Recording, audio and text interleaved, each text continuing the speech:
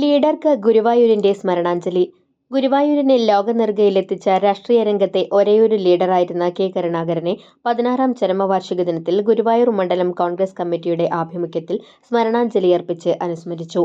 അലങ്കരിച്ച ഛായാചിത്രത്തിൽ പുഷ്പാർച്ചന നടത്തി സമൂഹ പ്രാർത്ഥനയോടെയാണ് അനുസ്മരണ ചടങ്ങിന് തുടക്കം കുറിച്ചത്. ഗുരുവായൂരിന്റെ ഇന്ന് കാണുന്ന സമസ്ത വികസനങ്ങൾക്കുമായി ഗുരുവായൂർക്കാരനെ പോലെ മുന്നിൽ നിന്ന് നയിച്ച അതുല്യ കർമ്മയോഗിയായ കരുണാകരന്റെ നിസ്തുല പ്രവർത്തന ഗാഥകളെ സ്മരിച്ച് ഗുരുവായൂർ മണ്ഡലം കമ്മിറ്റി ഓഫീസിൽ മണ്ഡലം പ്രസിഡന്റ് OKR മണികണ്ഠന്റെ അധ്യക്ഷതയിൽ ചേർന്ന സ്മരണാ സദസ്സ് മുൻ block Congress president R. Ravikumar ഉദ്ഘാടനം ചെയ്തു. Block vice president Balan Baranattu ആമുഖ പ്രസംഗം നടത്തി.